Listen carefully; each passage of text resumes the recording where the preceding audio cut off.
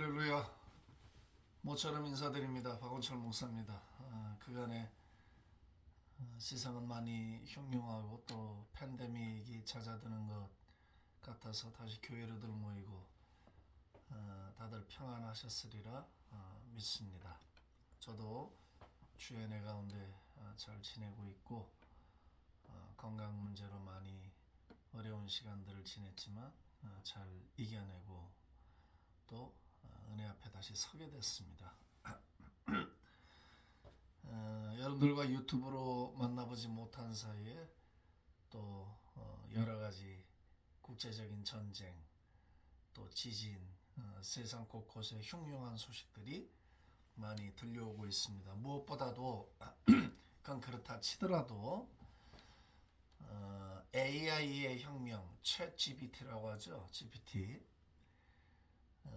인공지능이지만 거의 인간과 같은 역할을 하는 아주 희한한 시대를 저희가 지금 맞이하고 있습니다. 얼마 전에 시카고에 있는 누님이 제게 동영상 하나를 보내주셨습니다. 그 동영상은 전원일기 옛날 식구들이 다 같이 TV 모니터 앞에 앉아있고 먼저 같이 배우를 하던 분이 세상을 떠났는데 그분이 나타나는 거예요. 의자에 앉고 TV 속에서.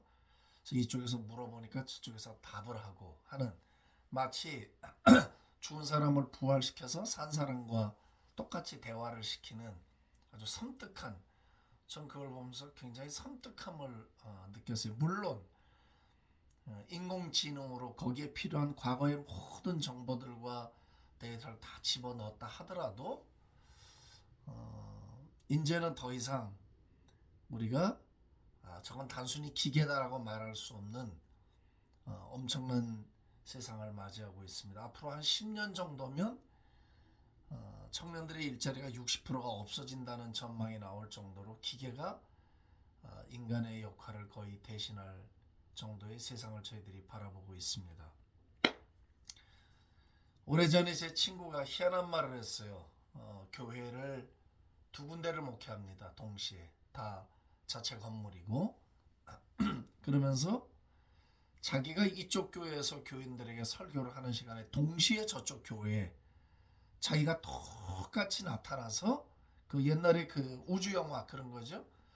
동시에 설교를 실시간으로 같이 하게 된다는 거예요. 사람들은 그 말을 잘 이해 못했겠지만 저는 이해했어요. 관심이 있었고 내용이 어떤 것인지 대략 알았기 때문에. 그런데 그것이 이제 눈에 보이는 오늘날의 현실로 다가와 있어요. 아마 머지않아 정말 그런 날이 올 거예요. 똑같은 그 인공지능의 기술을 발휘해서 여기 서 있지만 저쪽에서 동시에, 다른 공간에서 동시에 똑같은 설교를 똑같은 음성과 모습으로 방송이 나가는 그런 시대가 곧 올 것 같아요. 인간의 존엄의 가치는 어디 있는가, 여러 가지 부작용들이 있을 수 있을 거예요. 또 교회는 마땅히 그런 일들을 잘 헤쳐 나가야 되겠고요. 그래서 이제 또 저와 함께 만나는 말씀의 시간이 앞으로 계속 되겠지만 그때그때마다 주어지는 주제의 말씀들을 같이 나누고 싶고, 시대를 바라보는 하나님의 눈으로 말씀을 좀 같이 풀어보고 싶습니다. 마태복음 5장, 6장, 7장을 우리가 이제 골든 룰, 그래서 이제 황금의 복음이다, 산상수훈이다, 산상보훈이다, 여러 가지 말을 하죠. 사복음서에서 누가복음이 예수님의 생애를 처음부터 끝까지 가장 잘 디테일하게 묘사하고 있는 책입니다. 그래서 국제 CCC에서는 이 누가복음을 텍스트로 해서 예수 영화라고 하는, 지저스 필름이라고 하는 영화를 2시간 반짜리를 만들고 맨 뒷부분에 각 나라 언어로 예수님을 스스로 영접할 수 있도록 돕는 그런 사역을 한 지가 굉장히 오래됐습니다. 그것이 누가복음입니다. 약 한 1200종족의 언어로 되어 있는 것으로 제가 알고 있습니다. 그래서 저는 이제 누가복음 3장서부터 6장, 7장까지를 중요한 대목들이 굉장히 많이 나와요. 그래서 그 부분들을 여러분들하고 하나씩 하나씩 본질적인 이슈들을 좀 다뤄보려고 합니다. 그리고 15분을 넘기지 않으려고 합니다. 너무 길어도 집중력이 떨어지고 해서 여러분들과 말씀을 좀 나누겠습니다. 누가복음 3장에 보면 7절에 요한이 세례받으러 나오는 무리에게 이르되 독사의 자식들아 누가 너희에게 일러 장차 올 진노를 피하라 하더냐. 그러므로 회개에 합당한 열매를 맺고 속으로 아브라함이 우리 조상이라 말하지 말라. 내가 너희에게 이르노니 하나님이 능히 이 돌들로도 아브라함의 자손이 되게 하시리라 하고 이제 10절에 이렇게 나와요. 무리가 물어 이르되 그러면 우리가 무엇을 하니까 어떻게 하면 좋습니까? 대답하여 이르되 옷 두 벌 있는 자는 옷 없는 자에게 나눠줄 것이요 먹을 것이 있는 자도 그렇게 할 것이니라 하고 세리들도 세례를 받고자 하여 와서 이르되 선생님 우리가 무엇을 하리까 하며 이르되 부가된 것 외에는 거두지 말라 하고 군인들도 물어 이르되 우리는 무엇을 하리까 하며 이르되 사람에게서 강탈하지 말며 거짓으로 고발하지 말고 받는 급료를 족한 줄로 알라 하니라 그랬어요. 이제 사람들 간에 또 혹은 신학자들 간에 이제 양론이 있어요. 예수를 믿고 난데도 회개를 계속 해야 되느냐? 그 회개는 기초적인 신앙에 속한 것이기 때문에 우리가 더 이상 안 해도 된다. 예수님이 과거와 현재와 미래 모든 죄를 사하셨으니까 우리가 회개를 뭐 자꾸 이렇게 초보적인 신앙으로 돌아가려고 하느냐? 다 끝났다. 그래서 이제 회개를 아예 신앙의 초보적인 수준으로 몰아넣는 부류가 있고 이제 또 한 부류는 그렇지 않다. 우리가 목욕은 했지만 날마다 손발은 씻는 거 아니냐. 그래서 회개는 필수적이다라고 주장하는 무리들이 있습니다. 있는데 저는 이제 여러분들에게 그런 뭐 복잡한 얘기를 다 떠나서 성화라는 관점에서 우리가 아직 이 세상에 남아서 신앙생활을 하는 것은 이걸 알아야 돼요. 먼저 주 앞에 부름을 가닥한 우리 가족들도 있고 친구들도 있고 많은 성도들이 있다는 걸 우리가 알잖아요. 우린 아직 여기 남아서 뭘 하고 있나? 아직 우리 때가 아닌 거죠? 뭘 하고 있나? 제가 그런 생각을 좀 많이 이렇게 묵상해 봐요. 남겨진 이유, 물론 하나님의 뜻을 이 땅에 이루려고 우리에게 주어진 어떤 하늘의 소명이 있으니까 주님이 우리를 이 땅에 남겼지만 보다 중요한 이유가 있어요. 그것은 이 땅에서 주님을 더 닮아가도록 더 천국 백성이 되어서 가도록 성화의 과정 때문에 우리가 아직은 이 땅에 있는 거예요. 이게 굉장히 중요해요. 성도들이 가장 오해가 많고 실수하는 부분이 이 부분이에요. 우선 우린 일에 집중을 하고 있잖아요. 사명이라든지 굉장히 중요한 거예요. 그것보다 더 중요한 게 있는데 죄성을 가진 인간으로 이 땅에 아담의 DNA를 받고 태어나서 예수님을 믿음으로 원수되었던 하나님과 우리가 화목이 됐어요. 그렇죠? 근데 화목은 됐는데 이 사람 자체의 죄성이 있고 이 구습에 속해 있던 사람이에요. 근데 이 사람이 하나님의 자녀답게 하나님이 본래 만드시고 계획하신 창조의 사람으로 온전한 사람으로 거룩한 사람으로 성화가 되어가야 되거든요. 거지와 왕자하고 똑같은 거지 뭐 옷만 바꿔 입었다고 해서 거지 습관을 일생 가졌던 사람이 왕자처럼 살 수는 없는 거잖아요. 그죠? 왕자처럼. 그러니까 하나님의 자녀답게 사는 문제는 하나님의 자녀가 되는 거하고 다르다 이거지. 아멘이세요? 예. 그러니까 내가 자식을 낳음으로 부모가 돼요. 그러나 자식을 가진 다음에 부모답게 되어지는 과정은 다르단 말이지. 그러니까 우리가 이 땅에 아직 살아있는 거 저도 마찬가지고 여러분들도 이 땅에 아직 남겨진 이유 중에 정말 중요한 이유는 성화되라는 거예요. 주님을 닮아가고 주님의 뜻을 이해하고 주님과 내가 하나 돼서 그런 삶을 살아가는 것을 원하시는 거예요.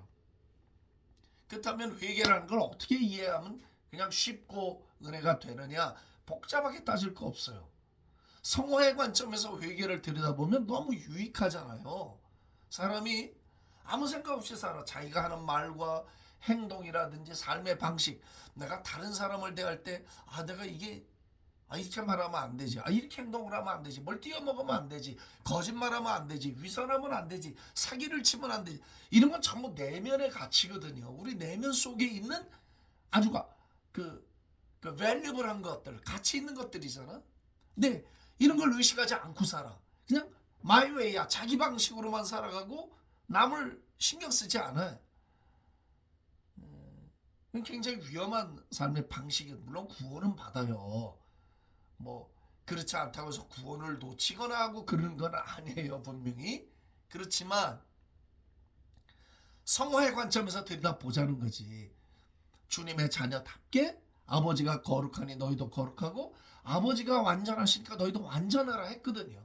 그럼 하나님의 자녀답게 천국 백성답게 변화되는 과정에 있어서의 회개를 생각한다면 why not?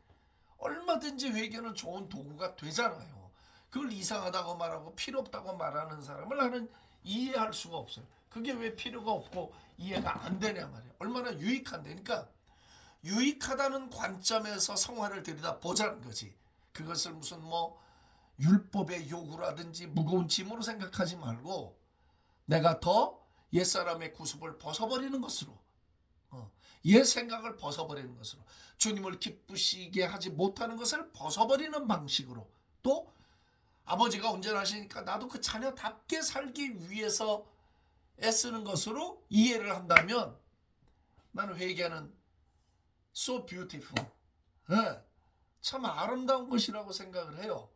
그리고 사실 회개가 기쁨을 줘요. 우리한테. 마치 눈물을 흘리면 내 내면이 깨끗해지는 것처럼 회개라는 게 내 안에 노폐물을 쌓아두지 않는 거잖아. 피도 동맥경화가 패시 그 혈관에 자꾸 쌓이는 거잖아요. 그러니까 우리 안에 무슨 자꾸 쌓아두지 말고 이걸 바깥으로 배출하는 거지. 배출함으로 해서 내 영은 더 정결케 되고 내 생각이 더 깨끗해지고 그 생각과 영이 정결해지면 어떻게 돼요? 삶이 정결해지고 깨끗해지는 건 이건 순리라고 보는 거거든요. 그래서 나는 회개를 말할 때 그것을 너무 그렇게 신학적인 이론으로 따질 필요가 없다고 생각해요. 사람이 건강해지려고 제 친구 장로님이 한 분 있어요.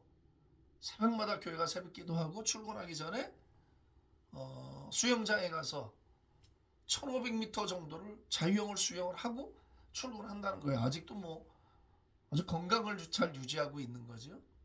근데 저도 이제 걸으려고 시간만 되면 걷고 할 수만 있으면 차도 멀리 세고 걸으려고 해요. 어디를 가든지 전 선교지를 가도 똑같이 그렇게 해요. 걸으려고 자꾸. 왜? 그 관리하는 거잖아. 자신의 몸을 관리함으로 질병의 노예가 되지 않으려고 하는 보다 좀 다이내믹한 삶을 살아가기 위한 하나의 노력이잖아요. 그죠? 우리가 육신의 건강을 위해서도 우리의 삶의 그 질이 좋아지길 위해서도 먹는 것에 신경 쓰고 운동을 한단 말이지. 하물며 영적인 일은 말해서 뭐 하겠습니까? 그런 인간의 외형을 위해서라도 많은 시간과 노력을 투자하는데 우리의 속사람인 영적인 사람을 위해서 회개에 투자를 하는 것이 이상하다? 아니요. 전혀 이상하지 않아요. 마땅히 해야 될 필요가 있어요. 그래서 이제 세례 요한은 오늘 아주 굉장히 독서를 품었죠. 이 독사의 자식들아. 번역을 자식들아 했지만 그냥 쉬운 말로 야 이 독사의 새끼들아 그 말이에요. 그냥 자식이나 새끼나 그 말이지 뭐. 아주 뭐랄까 그냥 강력한 펀치를 하나 날렸어요. 막 도끼를 품고 얘기한 거예요. 왜냐? 세례를 받으러 나오긴 하는데 그 열매를 보이라는 거지. 열매. 그냥 와서 물세례만 받으면 끝나는 게 아니다. 형식적으로 물세례를 받아서 네가 새 사람 되는 것도 아니고 그게 너한테 무슨 유익이 있겠냐 그 말이에요. 열매를 맺어라. 이건 이제 제가 또 내일 며칠 동안 또 진행을 조곤조곤 또 해 나갈 거예요. 그런 의미에서 이제 세례 요한은 아주 강력한 도전을 오늘 우리들에게 하고 있는 거죠. 또 말씀을 계속해서 상고해 보도록 하겠습니다. 내일 뵙죠. 하나님 아버지 감사합니다. 오늘도 우리에게 말씀으로 다시 만날 기회를 주신 것 감사하고 말씀으로 우리의 눈과 영혼을 새롭게 해주시는 은혜를 감사합니다. 오늘도 주님 저희들을 회개의 삶으로 우리가 성화되어 가는 삶으로 적극적으로 우리를 인도해 주시옵소서. 할렐루야. 모든 영광을 주께 올리고 예수님의 존귀하신 이름으로 기도합니다. 아멘.